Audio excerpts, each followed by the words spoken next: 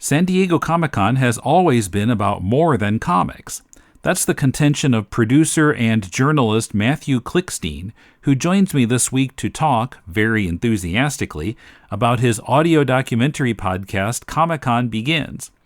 Mathew talked with dozens of people who were there at the birth of the con and celebrities who have appeared there over the years. He'll also give us some idea of what's in the future for this history project.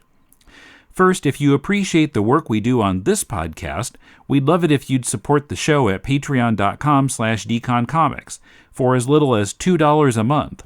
All patrons get our bi-weekly videos featuring 20th century TV trivia quizzes, more perks and bonus content at higher donation levels, including discussions of MCU movies and Lee Ditko Spider-Man stories, and help us meet our goals to unlock the earliest episodes of our podcast and put them all back in the feed.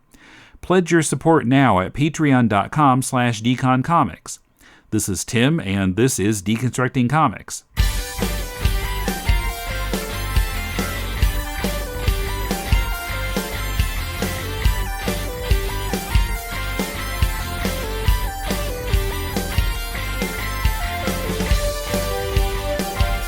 Welcome to Deconstructing Comics. This is Tim in Tokyo. This week I'm talking with Mathew Klickstein, who produced Comicon Begins, a 6-episode podcast series incorporating interviews with dozens of people involved in starting the con more than 50 years ago. The documentary starts decades before the con to examine the early rumblings of what we now call geekdom, including comics, film, science fiction prose, TV, and more. The con was started in 1970 by people in their 20s and younger. Some weren't even old enough to drive, and they were doing a lot more than gopher work. Here's my talk with Mathew. Okay, I'm talking with Mathew Klickstein. How are you doing? Doing just fine. Thanks for having me on the show. Appreciate it. And where are you located? I'm actually in Dayton, Ohio these days. We moved here about a year and a half ago. Yeah, right before the pandemic. It was about a month before pandemic, so which actually worked out fairly well. This was a good place to be for that. I mean, it wasn't good anywhere, but relative to other places, I was glad that we were here. They handled it well. Mm-hmm. Okay, that's good. Yeah, so Matthew's been working on a podcast that just came out, 6-part audio documentary called Comicon Begins, the history of San Diego Comic-Con. By the way, now I know that there are different spellings of Comic-Con depending on which event it is. How does that, I mean, I see, San Diego, it's comic-con, right? But then what are the ones that are Comic-Con with, it's all one word? I got plenty of research and interviews on this very specific thing. It certainly came up a lot. We didn't have a chance to get into it in the audio documentary. I had over 70 hours of interviews, plus all of our archival stuff, things we'd been given from different colleges and other things like that. So we really had to pick and choose what we wanted to do. I do have at least one other project, though, that's coming together now where we'll be doing an expansion in a different format. We can talk about that maybe a little bit later, where we will talk about this because it's an important part of the story. The short version of the story is that San Diego Comic-Con a few years back did copyright, essentially, trademark the hyphen. So when you see comic-con, that is San Diego's property. And in fact, New York Comic-Con, which is one of the only ones that kept the hyphen, had to license it from San Diego, which is interesting because, as you and maybe a lot of your listeners know, New York actually came first. But San Diego got to trademarking it first. So that's actually why we've seen over the last few years, a few Comic Cons had to change their name. Denver, for example, had to go from Denver Comic Con to now it's Denver Pop Culture Con. Others have had to do the same thing. There's plenty of information out there about this, and we are going to get into it a bit more in another version of this story that I have coming out next year. But a lot of it had to do with a Comic-Con that happened in Salt Lake City. And they were basically trying to make it seem like they were an affiliate of San Diego Comic-Con. In fact, through some court cases that happened, there was some emails that were uncovered that showed that was part of their strategy. And so San Diego was able to take them to court, win, and they were able, through a larger process, to own the Comic-Con name with the hyphen. So any other comic convention, if it's a portmanteau of just Comic-Con, or if it's comic convention, or these pop culture cons or whatever it is, that's not San Diego. San Diego has the hyphen. And when we were working on this project, the people that I worked with that were very involved in the con in the early years in particular, everyone was like, make sure to have that hyphen in there. Like, we worked hard for it. So that's it's interesting that you picked it up. And it is a little difficult because anytime I'm dealing with other entities on marketing for the projects or whatever it is, I have to keep telling them, like, please make sure to keep that hyphen in there. Like, that's part of the name, as much as my name really is spelled with one T, Mathew, which also gets mixed up a lot. So I understand their pain. Now, does someone own the Comicon spelling? That I don't know. That's out of my ken. It's above my pay grade, as with most things. I actually don't know. I don't think so. But all I do know, because I focus specifically on San Diego. Sure. They for a few reasons. One of them is, we've been saying this since day one, that they're the biggest. No one has defied that claim. And Guinness Book of World Records did refer to them as the biggest in both 2010 and 2015. And from my understanding, obviously COVID maybe has changed some things over the last couple of years, but up until COVID, that was not debated, and that was still the case. Now, the other problem is, I don't quite recall. I think it's based on attendance, but I don't think they were that clear. Is it attendance? Is it space? Is it how many things are there? You also have to remember, especially these days, just because it doesn't just mean people who are there. As far as the convention, there's things happening, especially in San Diego, at the hotels, at the restaurant, virtually, even before COVID and so forth. So even what biggest con means can mean a lot of different things. So, at the end of the day, it's all marketing path. I mean, what can you say? But we refer to it as the biggest. We consider it the biggest. And a lot of the people that we talk to, and one of the things that really comes out in the podcast and some of the other projects we have coming out soon, even the celebrities in the game really consider San Diego to be the word they use over and over again is the Mecca. It's the Mecca of conventions worldwide, and just something special about it. It wasn't the first by far, but it's supposedly the biggest in some regard, and just for some reason people really take it very much more seriously than the other big ones like New York and so forth, at least up until COVID. We'll see as things change over the next couple of years. Is that partially because of its proximity to Hollywood? Very likely. A lot of people actually have talked about that because, Hollywood coming down and whatnot, LA's right there. It's about 2.5 hours away. Unlike, Denver or Chicago or even New York. I mean, New York's got the publishing scene, but LA, Southern California has Hollywood. I mean, it just does, always has. So that makes it special. The other thing, too, that came out that we had in an original cut of the audio documentary that we ended up just not being able to use for time reasons, some other things, is there's just the point that San Diego itself is such a great place for people to go from places like New York, from places like LA. Although San Diego is a pretty big city, it wasn't always up until very recently. Just probably well into the 90s, it was still a pretty small kind of a town, so to speak. So people loved coming from LA, from New York, and it was a vacation for them in a lot of ways. They were able to bring the family. You had the San Diego Zoo, you had the beaches, you had SeaWorld, you had things, that they can do. Like people, it was, business for these people, but also it was a way for them to kind of get away from the big city, get away from New York, where much of the comic book industry was well up until, again, the last 10, 20 years for the most part. And so San Diego was just a very special place. It wasn't quite Hawaii. It wasn't quite, Bermuda or something like that. It was still close enough to get to, but it was something of a vacation spot, something of a resort for these people who are working so hard in LA and New York and Chicago and so forth. So that had a lot to do with it. And also we get into a little bit in the audio doc, again, a bit more in some of these other projects, but the first few people that they had there in the early days, right off the bat, Ray Bradbury, Kirby, obviously, really were able to say San Diego is great, both the town and the convention, and started bringing a lot of their friends. It was very much when Bradbury said it was cool, when Kirby said it was cool, everyone came out. And as you probably know, and a lot of your listeners know, Kirby was really one of the first big comic people to make the shift to the West Coast, and he had to do it due to some health issues, I think, with his one of his kids or something. They needed that climate. So it was actually kind of a big deal for somebody to leave New York and go to the West Coast.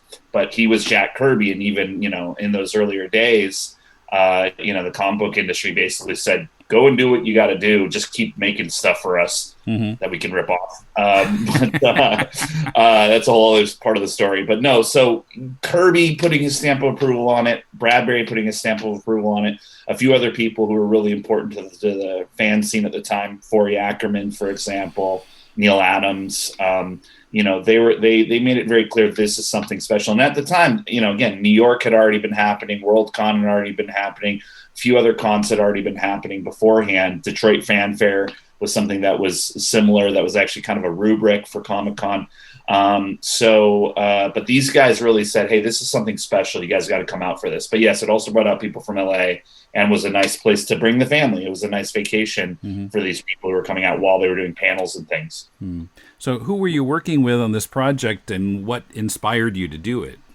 Boy, well, we ended up bringing in about 35 surviving members of the original days of Comic-Con.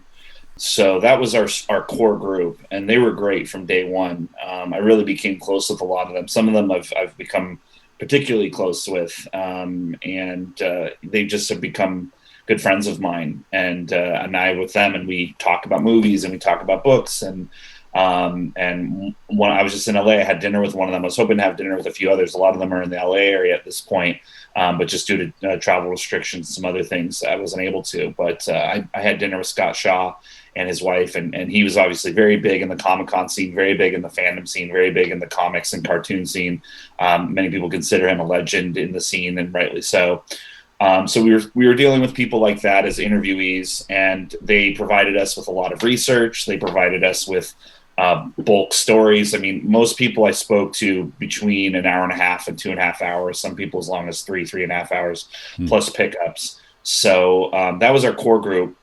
And then, I won't lie, mainly for marketing purposes, but also just to kind of get some different perspectives in there. We also got more modern folks who were big in the con scene and in the fandom scene. And they had some great stories too. So people like, standards that you would think of: Kevin Smith, Neil Gaiman, Frank Miller, Sergio Aragonés, who's really been there since the early days as well. The Russo brothers made a lot of the great comic book movies the last few years. Felicia Day, Bruce Campbell, that was a really fun one. So we wanted to also talk to filmmakers and people who were in that scene as well, not just comics and science fiction, but people who are part of a larger entertainment scene. And certainly those kinds of things also bring in, more listeners too, people that, more modern listeners would be more familiar with, Kevin Eastman, co-creator of Teenage Mutant Ninja Turtles, that kind of thing. I guess business-wise or production-wise, we produced this with SiriusXM, who now owns Stitcher. So Stitcher was also technically a partner. Sirius, over the year and a half that we were working on this project, pretty much gobbled up all these other audio platforms. I'm pretty sure they own Pandora now. So they were starting to really get serious about original podcasts, as so many other companies are, Amazon and others as well, as you probably know. And I was originally trying to put this project together as a book. Then COVID started happening, and the publishing industry went into a crazy town like everything else. So then we thought about maybe doing it as an audiobook. We thought that might be a little bit easier while COVID was really starting to peak. And I was speaking with an old friend of mine who had risen up the ranks at SiriusXM, just getting some advice on how to do that tech-wise. And then at a point, even that started kind of falling apart. I mean, we were literally putting all this together right when we were like learning what COVID was and what was happening and lockdown, and people were leaving their offices. I mean, I was having to deal with all that and this project at the same time, which I really had already spent about 6 months of preparation on. I'd read all these books. I'd already spoken with some of these people just to kind of get some pre-interviews with them. And I hate to say it like this, but it's true. A lot of them, are and were at the time, now more so than ever, getting up there in age. And there was a real concern if we didn't start putting something together and quickly. We were worried that we would miss the opportunity to get some of these people down on record, especially particularly at the time, we were all worried that COVID was particularly affecting people who were older. one person, Gene Henderson, did pass during this process. He was dealing with some health issues. He actually told us during the interview that he would not be around. He knew that he was not going to be around when we finished. So there was a bit of a race. Like, we really felt that it was integral to get it done. And I had already become kind of friendly with a lot of them, and they had so many great stories. And I just said, COVID or no, lockdown or no, the world in total disarray right now or no, we have to figure out a way to get this done. And we have to figure out a way to get it done relatively soon. And then that friend of mine who was helping me with the audiobook tech stuff at SiriusXM just said, hey, we're getting serious about original podcasts over here. Would you want to do it over here? And I said, sure, fine. You win. Like, whoever's first gets to do it. Because I'd already been talking with publishers and editors with an agent I had at the time. And, people were really into the idea, but they were also dealing with, hey, we're moving all of our stuff from our office to our home office, or we're leaving New York or whatever. And so there was a lot of that going on. And then my buddy just said, Sirius is ready to rock and roll. Let's do this. And we made the deal pretty quick, and we started working on it pretty quick. And it just it was really, they were the first ones to actually set down the flag and say, we're ready to put a couple of bucks into this and make this happen. So I had a really great team over at SiriusXM. Rob Schulte was the executive producer. He was the person who was my old friend that was over there that got me in the door over there. Christopher Tyler was a producer on it who was extremely helpful, did a lot, helped me with the interviews and such as far as the tech aspects concerned. At the time, I didn't even know how to use Zoom or anything like that. We had to do all this stuff remotely, of course. So he was really helpful. Jim Belladue was a longtime guy at Sirius who really cleaned it up and made it sound as professional as it does. And then my good friend Max DiVincenzo did the original music, which really added a lot to it too. And just, a few of the Comic-Con people that we interviewed and that helped out a lot, I really have to point out. Brink Stevens, obviously, who a lot of people probably know. She was the widow of Dave Stevens, creator of Rocketeer. She was also one of the original screen queens in movies like Slumber Party Massacre. But one thing a lot of people might not know about her, she was there as part of the original group that helped to create Comic-Con. She happened to be in the San Diego area. And so not only was she very helpful as an interviewee and helping us with research, she ended up being the I don't want to say narrator, because it really is all these different people's stories all cut together like a Talking Heads documentary. But just for some interstitial stuff, some intros and outros to each episode, we were going to need a host.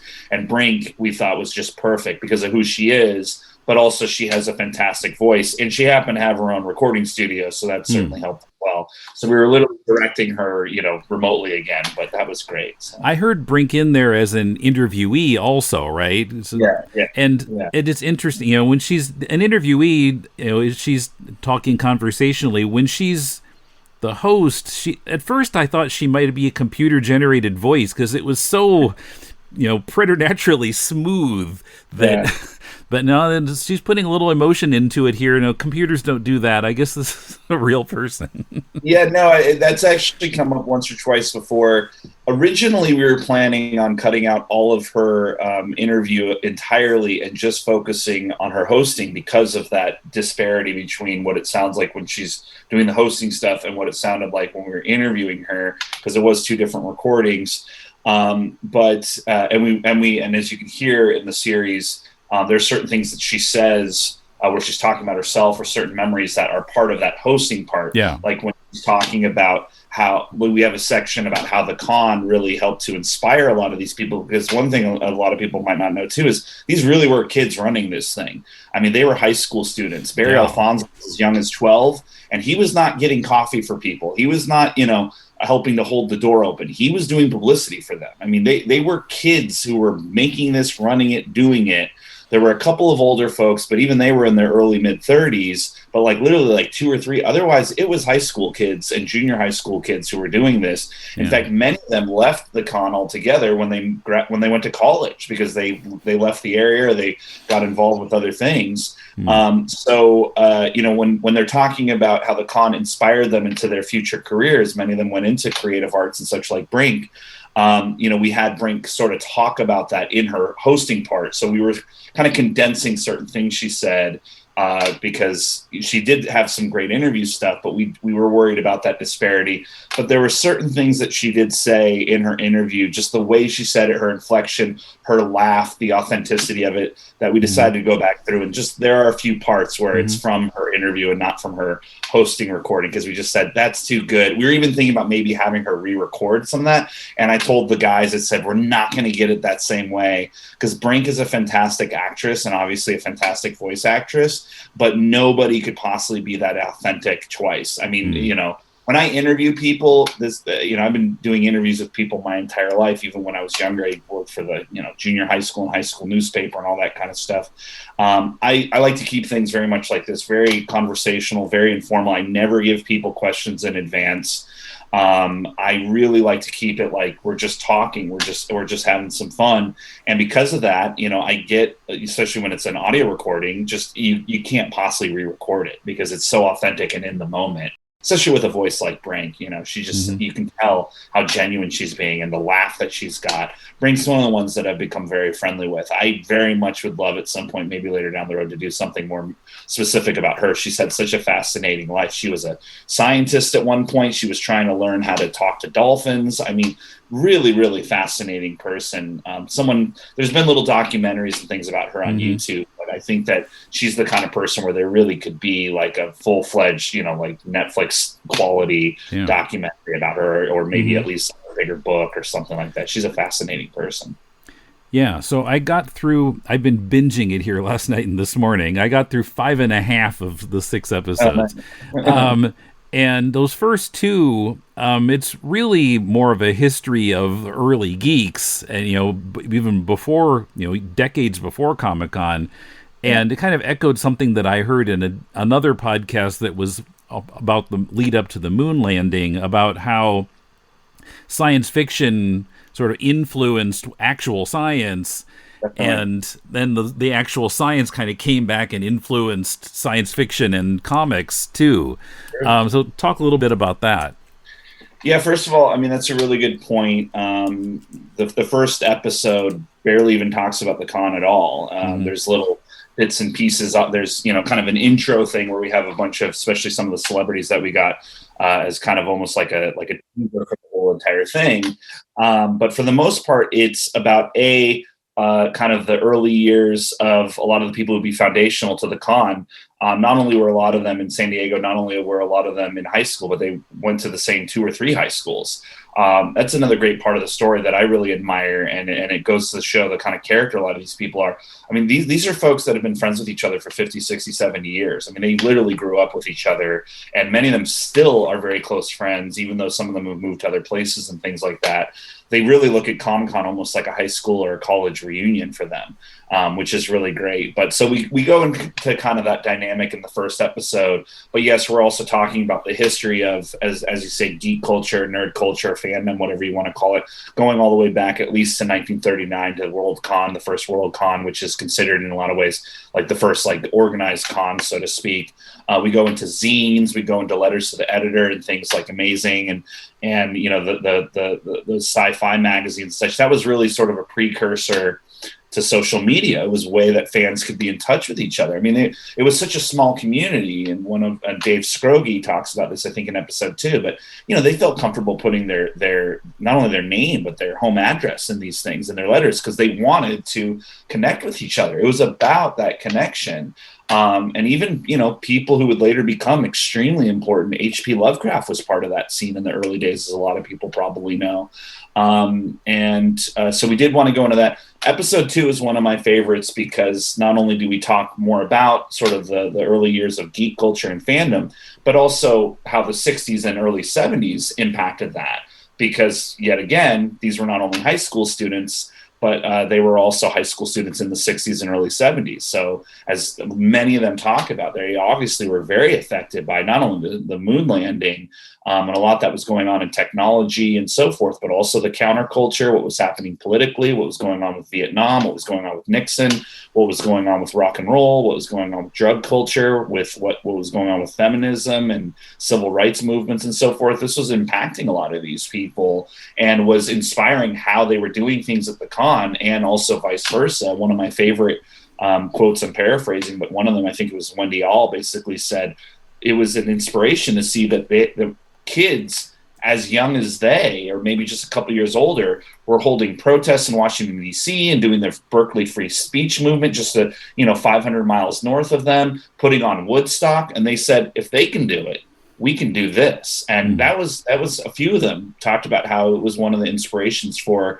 putting together the con in the way that they did, because they had already been doing their little comic book clubs and things like that and stuff at high school and whatnot. But they said, we can do something bigger, because kids all around the country right now, our age or a little bit older, are doing all these massive things. So we really wanted to kind of set the stage. And you're right, it's not until episode 3 that we go, okay, now we're actually getting the con going and getting started. So there's a good 3 hours or so of episode 1 and 2 of kind of setting the stage before we get there. When I was originally putting all this together, in fact, I almost wanted to call it something like First Geeks. Because I wanted it always to be not just a history of the con, but a history of geek culture, of fandom itself. And in fact, that's why episode 2 is called First Geeks. Is we just really like the title for marketing purposes, SEO, certain other things. We decided, to keep the Comic-Con name in there in the actual title. But yeah, I always saw this is a history of fandom. This is a history of geek culture, which was driven by and motivated by, and a big impetus was Comic-Con. It was a place for everyone to get together and to kind of intersect with each other and to cross-pollinate. And, Star Trek and cartoons and animation and comic strips and comic books and underground comics and so many different things were all coming together in this great space that was happening. It was a pop culture event from day one. And that's another thing that we really go into. People complain now, Comic-Con's not about comic books anymore. And it's like, it was never just about comic books. It was always about all these other things. Star Trek had its own space as early as 1973. They had Frank Capra come in 1974. What does he have to do with comic books? Nothing. And Chuck Norris was there in 1975. I mean, it's always been like this, as it should be, because it all inspires everything. It all comes together, animation and comic books and movies and everything. And that's a lot of what we wanted to get at with this series. And we were glad to kind of reveal that and why we wanted to speak to so many different people about all these different topics. It's like little niches, little tribes of different fandom. So you have the Star Trek people there with the Star Wars people and the Gilligan's Island people and the people who are in the costumes and the people who are into magic and the people who are into real magic. You have the people who are like the illusion magic, but you also did have the people who really know like magic, so to speak. And, and you had animation people and just you had it all. It was all there. It was a place for, there's no other way of putting it. It was a place for geeks. It was an early stomping grounds for geeks where they all met each other, where they all started working with each other. I think it might be in 6, which is my favorite. So it's unfortunate that you haven't had a chance to hear it yet. But we have a great story, and we actually intercut it, of Stan Sakai, the creator of Usagi Yojimbo, and Kevin Eastman, co-creator of Teenage Mutant Ninja Turtles. And they're telling I did get. I got the first half. I did catch that. Yeah, and it's a great story of how they kind of talked about how over the years at Comic-Con, they're just because their tables were next to each other over by the bathroom with the rest of the Funny Animals Comics people, they started kind of co-developing things together so that Usagi Yojimbo would become part of the Teenage Mutant Ninja Turtles universe. And both of them say that happened because we were just sitting next to each other at the con, and just every year we would talk with each other. And you did have people like Felicia Day and a few others talk about the exact same thing, or Neil Gaiman or others who would meet people at Comic-Con, and then they would end up working together and created amazing projects. And they say without Comic-Con, that wouldn't have happened, because otherwise, you're in your studio by yourself, and you're maybe dealing with your publisher, you're dealing with your editor. But when you go to Comic-Con, boom, you're with everybody and you meet people and you end up working together. And that happens at something like Comic-Con. Yeah. I had not realized how much the early Comic-Con was related to like 1960s counterculture and drugs and long hair and some nudity at the early conventions. So talk a little bit about that.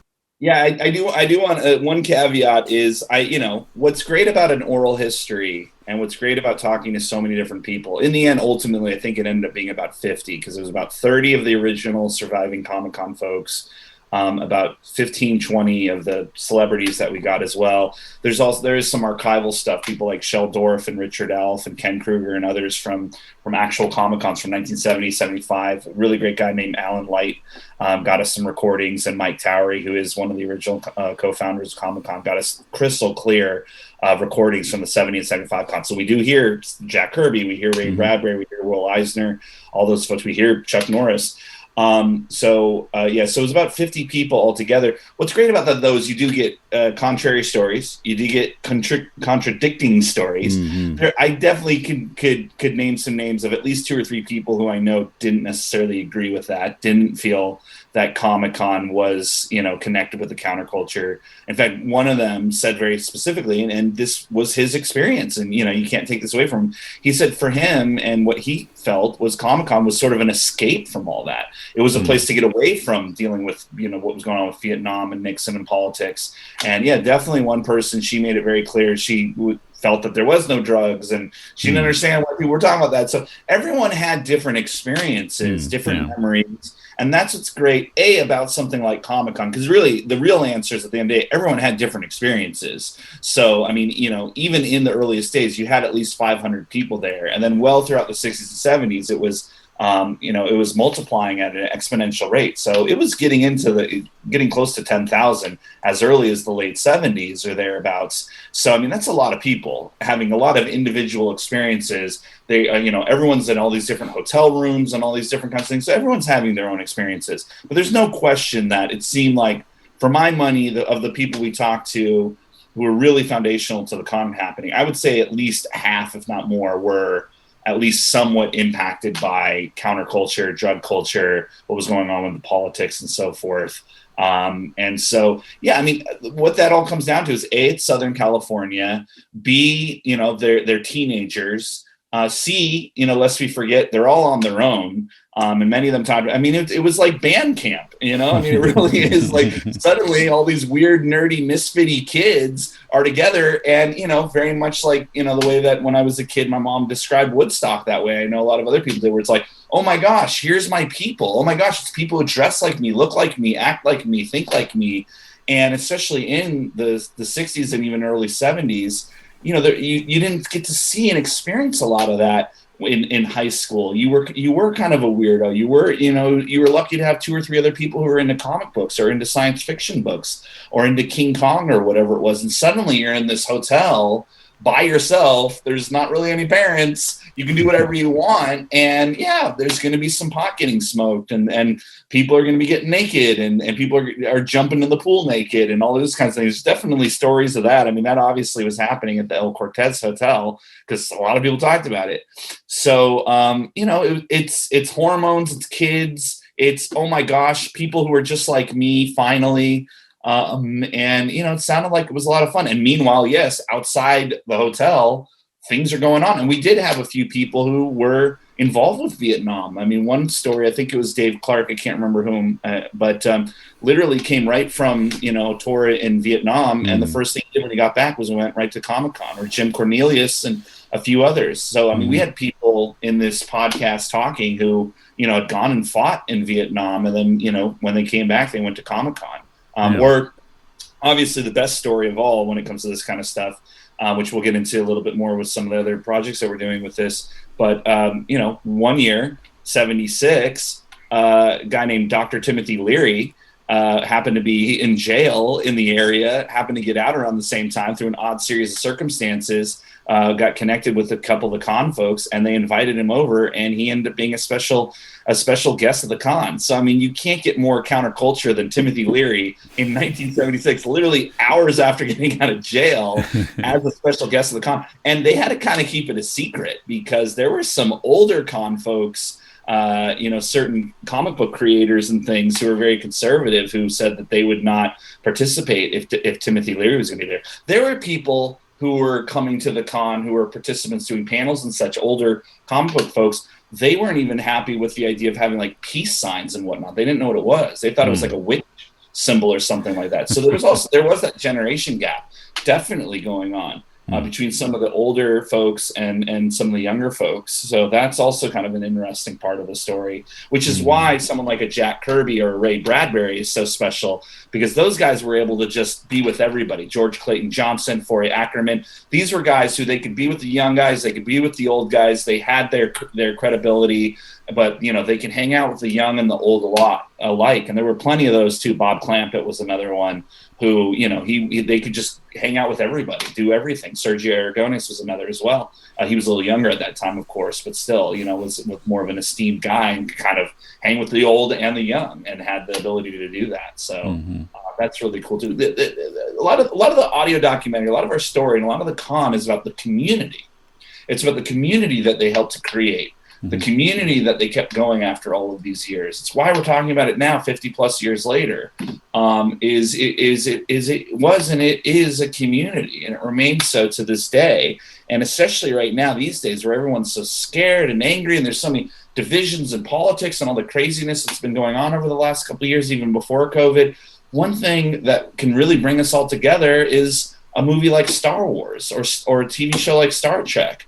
Or, Martian Chronicles, the book, or, some great comic book series, or, people like Bruce Campbell, and Army of Darkness and the Evil Dead movies. I mean, that brings together everybody. And you might not agree on other things. You might be from different parts of the country, different parts of the world, different class structures, different ages. But man, if you're into Army of Darkness and you meet other people who are into Army of Darkness, you've got a friend for life. You've got something that can really connect you. And I think that's really, really important. I think it's why people like myself and a lot of my friends who do this kind of work, and hopefully you as well, Tim, why we take this stuff so seriously. I mean, it's fun and it's goofy and, fart jokes and burps and cartoons and all stuff and Robert Crumb and all this kind of thing like that. But also, there is something very serious to this, which is connection, which is bringing people together, especially people who see themselves as, or maybe really even are, kind of misfits, kind of weirdos, who, don't really connect with a lot of other people, but they will connect with people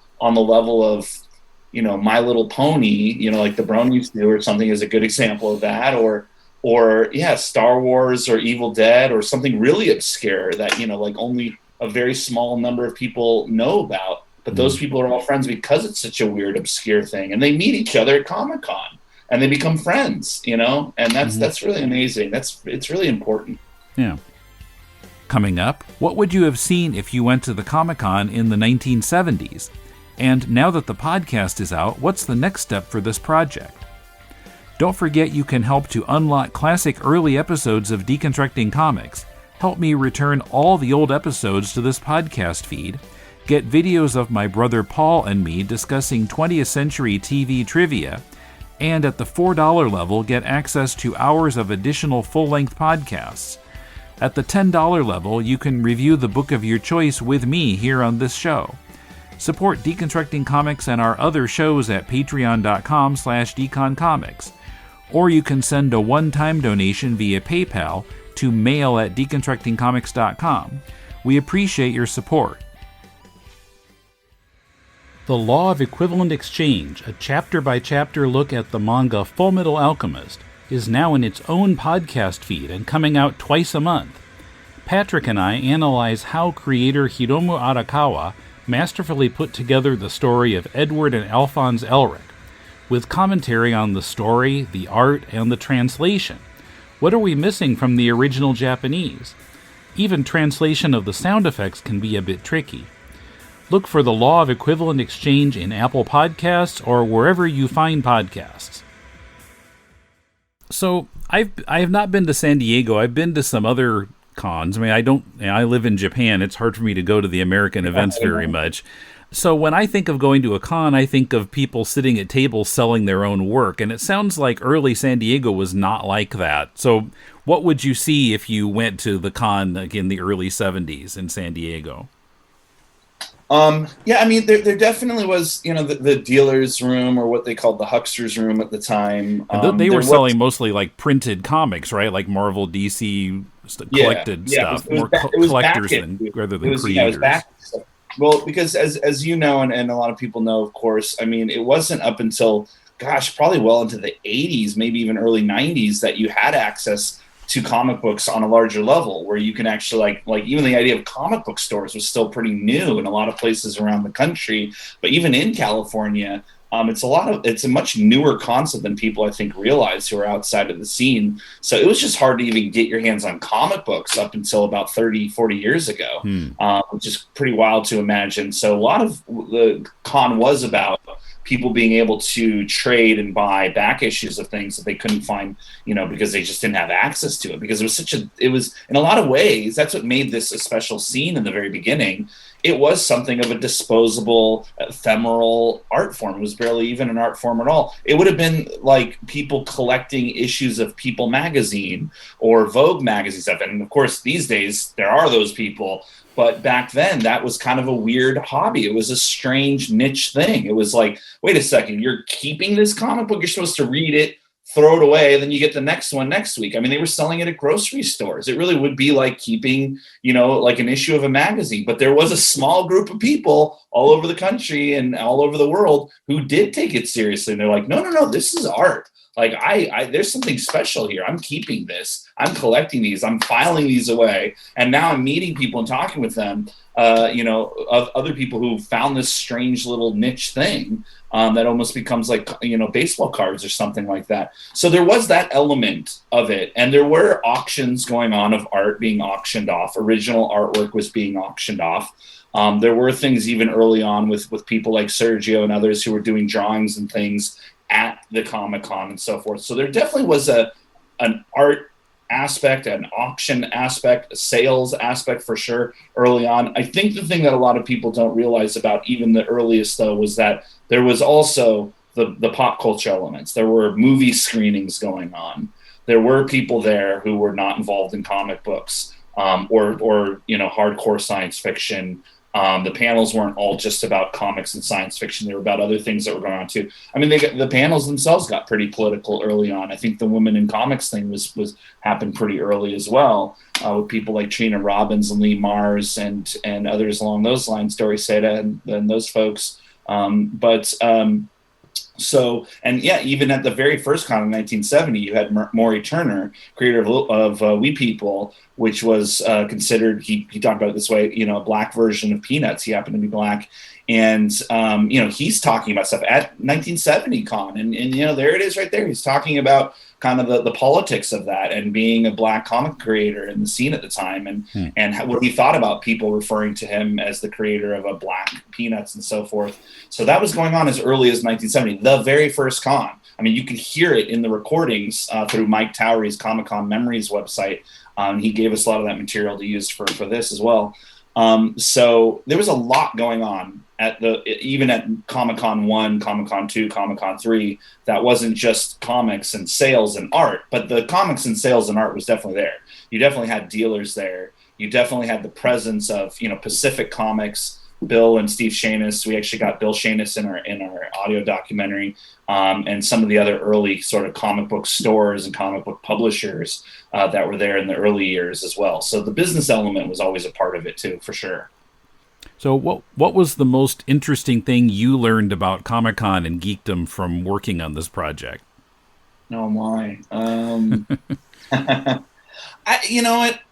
I think it seems like a cheat answer, but it really is true. I mean, the first thing that comes to mind is what I was really just talking about.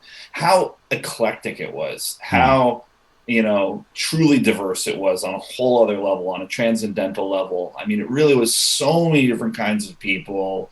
It was so many people with so many different backgrounds, people coming even early on from all over the world. It was pretty local in those first few years, but there were people who were coming from all over the place pretty early on, which might surprise a lot of folks. And just the fact that it was from so many different fandom scenes, and that, even in those first few cons, that you really could see and do just about everything and anything. And if you had a certain geek passion for something, you would probably find it there, even all the way back then. That, the fact that that's not a new thing. I was one of the many people who was misinformed and didn't realize, because I think it is unfortunately something that has gotten around, like this idea that Comic-Con's lost its roots, or Comic-Con's not just about comic books anymore. Yes, it obviously has changed dramatically over the last few years, even before COVID. Now it's a whole other ballgame. I mean, we'll see in November and then July when the con comes back again. But even before COVID, like, yes, it had changed dramatically in a lot of ways, but the core of it was always still there, which is to spread and celebrate and promote the popular arts. That includes comic books, but includes all these other things too. And just the breadth of that. I mean, how infinite it almost seems of what they were bringing together was. It's really impressive that it was these young kids who not only made this work and people didn't get hurt and the building didn't burn down and nobody almost did. Nobody destroyed anything to such a point where they weren't allowed back again. They kept it running on a quote unquote business level, figuring out to make it a nonprofit early on and some of the other things that they did to make it work and to keep it going. But also what they were bringing in and the actual content of the thing, like the structure and form was there. They made it work. The infrastructure worked. But also just what it actually was, and how diverse it was, how eclectic it was, how so many different people came together. And, I love saying this part because I'm not a fan of social media, but they did it without social media. They did it without the internet. They made all that happen. 15, 16, 17, 12-year-old kids made all this happen year in, year out. They didn't miss a year up until COVID, and those first 10 or 15 years were not easy. There was no money and everyone was just figuring out what was going on and making sure people were safe and getting the guests to come out and making sure they weren't like upsetting, Ray Bradbury and all this stuff. And they made it work. And they did all of that without social media. They did all that without the internet. So just like the civil rights marches and just like Woodstock and just like so many other important things that happened in the 60s and 70s, you can do it without the internet. You can do it without social media. I would be one of the people who would say you can maybe do it better without that stuff. But they certainly prove that, if you work hard and you're persistent and you make it work. And, the other thing that's important too to remember is not only were they high school kids doing all this and year round, because it took an entire year to put all this together every year, but they were also, becoming PhD students in physics. They were, many of them were becoming valedictorians of their high schools. I mean, these were not, they were able to still do what they were doing in their daily lives. They were not like, just taking off for months at a time and, and failing all of their classes. They were still regular high school and college kids who were living their regular lives and dating and getting married and having kids and getting multiple of them were getting PhDs in hard subjects, physics and math and computer science and biology and things like that. They were not getting PhDs, many of them, in just like, creative writing and whatnot. Not that there's anything wrong with that. I'm just saying so they were able to do so much and they did it with sheer gumption and the ability to collaborate with each other. And, they didn't even have computers and printers to print out the flyers and stuff like that. They were using mimeographs and things along those lines. While they were also doing things like B. Joe and John Trimble and some of those people were literally saving Star Trek. They were bringing together 25,000 fans from all over the country to sign these petitions to get Star Trek to come back after it was canceled by season 2, which, by the way, if that hadn't happened, there wouldn't have been a season 3, which would have meant it would have never gotten syndicated, which would have meant we probably wouldn't be talking about Star Trek today. Yeah, so or any subsequent series, or movies. Exactly. I mean, think about where all that goes. I mean, that's B. Joe Trimble made that happen, and like that's amazing. She was a little older, but still, I mean, these were the kinds of people who were involved in Comic-Con. Why was San Diego so special? Because they had people like that there who were doing these amazing, incredible things and just figuring out how to do it without computers, without internet, without social media, without, any serious connections. I mean, these were regular working class folks. These weren't sons and daughters of famous people or whatnot. They had become friendly with people like Forey Ackerman and Ray Bradbury and Jack Kirby because of their gumption, because of their motivation, because of their ability to go and talk to these people, meet up with them. But they didn't have a lot of resources. These were not sons and daughters of. These were not scions of Hollywood people who were coming together and bringing together all this money and that kind of thing. These were not rich New York kids who just, oh, I want to make an independent film. I'll get 50 grand from mom and dad and go and do that and go to Sundance and whatever. And they had challenge after challenge after challenge, and they made it work. And, the other thing, too, that we get into in the pod that I think is really important is, I said it a little bit earlier, but San Diego itself was still kind of this, obscure, small little town. It's one of the reasons why the first cons weren't even called San Diego Comic-Con, because they were worried, don't know what the hell that meant. So it was Golden State Comic-Con and things like that. And so even San Diego was this sort of strange, obscure, tiny little town that, had the Marine base there and had, a lot of people who worked in the aerospace industry. So a lot of these kids, their parents were scientists and things like that, or part of the military or whatever it is. So that had a lot to do with what was going on as well. Just it was people who had a lot of, direct connection to science and things like that. But, even where they were was not the San Diego it is today.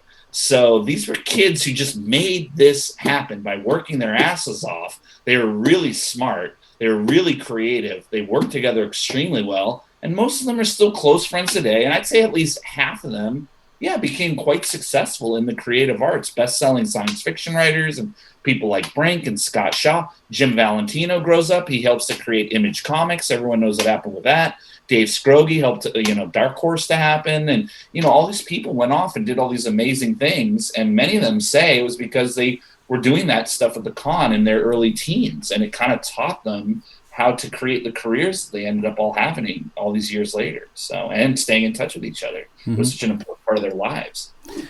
Yeah, so whenever there's kind of a small scene that grows up, and I think early San Diego Comic-Con is kind of a scene type of thing, and it's all the kind of in people who are in it. And then when that kind of thing then blows up and goes mainstream, then the early people kind of get turned off, right? It's not as good as it was anymore. Now it's too successful. Like this thing that you like now became successful and you're upset about it. But so do you think that San Diego was better then, or is it better now, or just hard to compare? It's definitely hard for me to compare. I'm half the age of a lot of these people we're talking about. Sure. I was not at those early cons. I wasn't born yet. So I really can't say myself, and I wouldn't be, I don't like being one of those people who I'm not going to speculate. And, I wasn't there, so I don't know. I can't possibly compare a 1973 con to the con that I'm going to go to for the special edition thing in November here. And then in July, or the other ones that I've been to or whatever. So I can't really say myself. From what I've heard, not only for the interviews, but as I said, I've become very close with a lot of these people, and we continue having conversations, both because they're my friends, but also because I am also a fan, and I'm a fan of them, and I love hearing their stories. I have a lot of respect for people who are older than I am. I love hearing their stories. One of the reasons why I'm a journalist, one of the reasons why I do what I do, is I particularly love writing about and producing documentaries and things about some of these older things. So I love hearing about that kind of stuff. So I can listen to them talk for 2 hours at a time, even now without recording stuff. So I think I have a pretty good idea. Definitely the big thing that you have to remember is that it was much more accessible back then. Everybody across the board agrees with that. Just because it was smaller, it wasn't as crowded, it was easier to get around. And more importantly, if you saw Stan Lee over there, you can go over and talk to him. You guys can go grab a drink, grab some coffee. But then in the later years, before Stan passed away, you were not going to be able to do that, even if you knew Stan. And we have a few people who talk about that. It was like, because all of a sudden Stan is, in a whole other section and doing a whole other place, and the crowds and security and all these other things like that. So it's a very different aspect. Neil Gaiman talks about this in the audio documentary of, when he first started going, it was already getting fairly big at 15,000 people. But I mean, that's, a tenth of what it became later. But even he said, he missed the fact that, he wasn't able to get around as easy because all of a sudden people are recognizing him and such, but also just it was getting so crowded. And, and there are people, on a practical level, there are people, unfortunately, who I interviewed who helped to create the con who can't go to it simply because they're in wheelchairs. Scott Shaw lost a foot to a health concern and now has a prosthetic one. And, it's hard for him to get around. And, he still does it, but there are a few other people who simply can't go to the con anymore because they have a cane or a walker, or, it's just they can't get bumped into, or it's loud or whatever it is. Yeah. And, you can make fun of boomers or whatever you want to say, but the reality is, like, that's a little sad that certain people can't go because they don't have access. It would be like, laughing at them because, they're in a wheelchair. They might be somebody who's disabled or something like that. Mm-hmm. And so I know that the con does the best it can. I do know that it does the best it can to be as accessible to as many different people as possible. And they're quite successful at that. But at the end of the day, it is very crowded. It is very loud. It is very overstimulating. And it can be a little harder to get around. And you certainly are not going to be able to go and talk to a Neil Gaiman or someone like that, even if you know him and are friends with him, because, you're never even going to see him. He's behind the scenes, or he's, surrounded by security or whatever. And that's something that a lot of people that I spoke to across the board agreed that was really unfortunate. And that really didn't start happening until the late 90s, early 2000s, because even well up until then, even when it was getting bigger, it was still the kind of thing that you could hang out with these people and have those moments we were talking about earlier where connections are happening.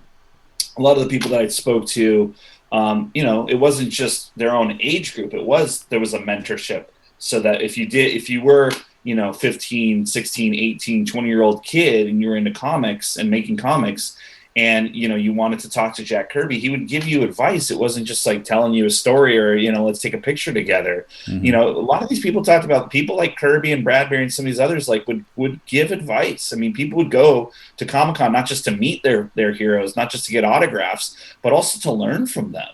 And, that's the kind of thing that, in the early 2000s to now, it just, by practical reasons, can't happen anymore. So that's something that a lot of people said was very unfortunate. Even some of the kind of newer, kind of quote unquote famous people or comic creators of today that I talked to said they really missed, the ability to kind of connect with people on that level. That doesn't, it can't happen anymore. It does sound like the 70s cons were more fun. So you mentioned that there were other iterations of this project coming out, a book or something. What else is going to happen after this podcast? You're actually the first interview I've done where we can talk about this. Oh. So congratulations, exclusive for whomever has gone this far in the episode of your podcast here. Hopefully some folks, but and there'll be more stuff on this later. But we are working with Fantagraphics, Gary Garoth over at Fantagraphics. We're going to be doing a book version of the story of the oral history of Comic-Con, and very much like my first big book that I did many years ago for Penguin Random House, Slimed, an oral history of Nickelodeon's Golden Age. It will literally be, the quotes all kind of together and broken up into the organized chapters and so forth. It'll pretty much still be very similar to the podcast structure, because that was the structure I'd been working with when I was trying to do this as a book originally. It's funny, like originally it was going to be a book, then it was going to be an audiobook, then it became a podcast. Now we're finally doing the book that I wanted to do since day one. So, all I had to do was create a successful 6-part series for SiriusXM, and I got to do a book finally. But so it'll be a full-on oral history. What's great about the book, though, is two things. One is we're not going to have Brink's narration in it, of course, and we're not going to have the archival stuff. So, we just have a lot more room for some more of the stories. Because not only did I have 70 hours of interviews, but also I had put together all of these other segments that we ultimately had to cut out. So there are whole segments that are going to be going back in where we're talking about like the hyphen, where we're talking about Comic Fest. I even was able to talk to people about, their feelings about COVID affecting things for last year's con. And so we were able to, it's going to be fairly up to date. I mean, there'll be people talking about what that was like to deal with the virtual things and so forth, along with, some things from the early years as well, going more into those early days and also just, more profiles of certain people. I had a great section about Sergio Aragones, where I had people like Scott Aukerman and Neil Gaiman and others talking specifically about him. There's a lot of Sergio in the pod already, and people kind of mentioning and whatnot. But like I had like a Sergio section because he's another one, like such a fascinating person and such an integral part of the scene. So we're going to be putting that back in. So that'll be like an expansion. The other thing that'll be really great is, since we're working with Fantagraphics, of course, it's going to be very visual. I've already collected about 200 amazing photos from everybody. I just got I'll say it right now. Because I'm so excited about it. I just got a photograph somebody has of Matt Groening before The Simpsons at the con. I forget what year it is, but I mean, he's literally signing some stuff, and then boom, there's Matt Groening, and just folks like that. So you're going to see some early folks in pictures, and we even were able to. I was worked with UC Riverside Archives, so I have some old black and white photos of folks even before the con at the Bay Con in 1968. Greg Bear and Scott Shaw and Dave Clark, who were big people who helped to create the con there with Phil Tippett and Ray Bradbury and things like that. So, and there's also going to be art, there's going to be sketches, there's going to be all different kinds of things. We'll be able to tap into obviously the Fantagraphics archive, which is going to be really great. So we'll have some really fun stuff in there. One of the people who was part of our interviews, John Pound, was also involved in Garbage Pail Kids, and I just got a really cool sketch from one of his sketchbooks of a cool Garbage Pail Kids picture, but you can see all the lines and notes and everything. So it's called See You at San Diego, and oral. And in the subhead here, we were able to sneak in the actual full thing. So it's an oral history of Comic-Con fandom and the triumph of geek culture. Mm-hmm. And it's going to be coming out late summer, early fall this next year. We will have a presence at Comic-Con in some way in July, of course. We're hoping to maybe do some kind of event or something like that. And I'm actually going to be giving out postcards for the book that we just had made that are really cool, actually, at the November event that I'm going to. I don't know how many people are even aware that it's happening, but there's a November special edition event happening the weekend after Thanksgiving. Okay, like in real life? Oh yeah. I hate to say it like this, and for whoever's still listening, I still don't understand why people don't know that this is happening.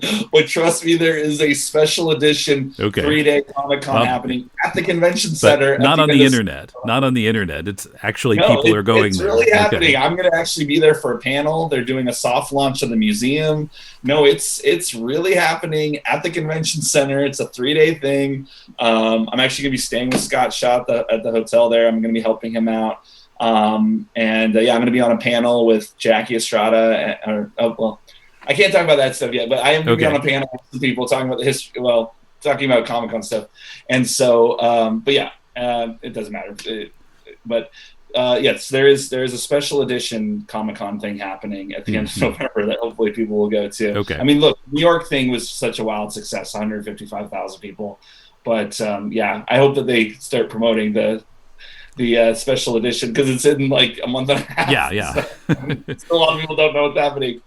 Right. But they'll get it figured out. But anyway, so there'll be the book. I do have a few other things cooking with this. Probably nothing that I want to talk about quite yet, but trust me, all I'll say is we have a ton of material. This is obviously an incredible story. There's so many different parts to it, so many different elements. You heard, episode 4, which is all just about Sheldorf. Not even going to go down that rabbit hole right now, because then we'd be talking for another 20 minutes. Yeah. But the point is, there's so many different parts to this story. And really, at the end of the day, and why I'm kind of surprised there hasn't already been something like this, or a few things like this, aside from a few of these kind of scholastic books and things, YouTube videos and whatnot. It's the history of pop culture. That's really what we're talking about. You can call it geek culture, you can call it nerd culture, you can call it fandom. What we're talking about here is how pop culture in this country and on the planet happened, from all of these different worlds of Star Wars and Star Trek and Teenage Mutant Turtles and Looney Tunes and Jack Kirby and whatever, and Chuck Norris and Bruce Lee, how it all happened. And these are a lot of the people who helped make it happen. And the Comic-Con helped to make all that happen. It really brought it all together. That's really what it's a story of. So I have so much material, I have so much research, I have so much great support now at this point, even from colleges and all these different things, that there's definitely room to do some other projects and to get stuff out there and other media and platforms. And we absolutely are working to do that, because it's too important of a story. And, I'm surprised there's not been more of this already, but I guess someone's got to do it. It's going to be me. So here we go. Okay, great. All right. Well, Mathew, thanks a lot for coming on and telling us all about this. Yeah, thank you. Really appreciate it.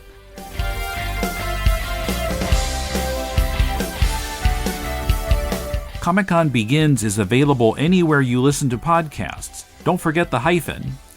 You can help Deconstructing Comics and all our podcasts by joining us on Patreon at patreon.com/deconcomics. And go to deconstructingcomics.com to connect to us on Twitter, Facebook, or YouTube, to shop on Amazon to support the show, and to find links to subscribe to the podcast. Our theme is by J.B. Anderton. If you're looking for some constructive feedback on your comic, send it to us and we'll critique it on our spin-off podcast, Critiquing Comics. Send it to mail@deconstructingcomics.com. We'll read at least 30 pages of it and critique it on the show. Next Wednesday, Critiquing Comics returns with a look at the latest from our friend David Dye in Australia. His 4th issue of Amazing Tales takes a turn toward horror. Jason joins me to discuss the latest from Dave. Till then, this is Tim, and thanks for listening to Deconstructing Comics.